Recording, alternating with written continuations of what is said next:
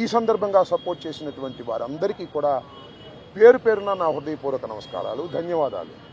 నా పార్టీ కానివారు కూడా నన్ను సపోర్ట్ చేశారు. దాడులు చేయటం తప్పన్నారు, దాడులు అన్యాయం అన్నారు. ఒకవేళ తప్పు మాట్లాడితే కేసు పెట్టి లోపల పెట్టాలి కదా, ఇంటి మీద దాడి ఏంటి అన్నారు. దాడి చేసిన వాళ్ళకు బెయిల్ వచ్చింది. దాడి చేయించుకున్న నాకు 18 రోజుల తర్వాత బెయిల్ వచ్చింది. ఏం చేయగలిగారు? ఏం చేస్తారు? దేనికైనా సిద్ధపడి రాజకీయాల్లో జగన్మోహన్ రెడ్డి వెంట నడుస్తున్నటువంటి వ్యక్తులం. ఆ రోజు రాజశేఖర రెడ్డి వెంట నడిచాం, ఇవాళ జగన్మోహన్ రెడ్డి గారి వెంట నడుస్తాం, తుదకంటూ నడుస్తాం. బొందిలో ప్రాణం ఉన్నంత వరకు జగన్ వెంట నడుస్తాం.